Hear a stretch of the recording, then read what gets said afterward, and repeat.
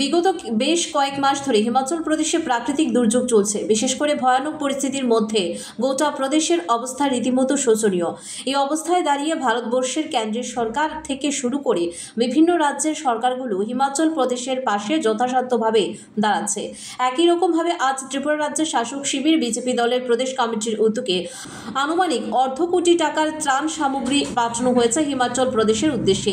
এই ত্রাণ সামগ্রী পাঠানোর বিষয়কে কেন্দ্র করে প্রদেশ বিজেপি কার্যালয়ের সামনে আয়োজিত সংক্ষিপ্ত অনুষ্ঠানে নিজের অভিমত প্রকাশ করতে গিয়ে রাজ্যের মুখ্যমন্ত্রী প্রফেসর ডক্টর মানিক সাহা দাবি করেন, বিজেপি দল তথা সরকার বরাবর মানুষের পাশে রয়েছে বলে হিমাচলের এই কঠিন পরিস্থিতিতে ত্রিপুরার মানুষ থেকে সাহায্য পৌঁছে দেওয়া হচ্ছে। পাশাপাশি মুখ্যমন্ত্রী দাবি করেছেন, ত্রিপুরা থেকে আজকের এই যে ত্রাণ সামগ্রীগুলো যাত্রা করছে, সেই ত্রাণ সামগ্রীগুলো তদারকি করবেন দিল্লিতে অবস্থানরত রাজ্য বিজেপির সভাপতি রাজীব ভট্টাচার্য। ডিসিশন নিয়েছি যে দিল্লির থেকে সেটা রওনা হবে।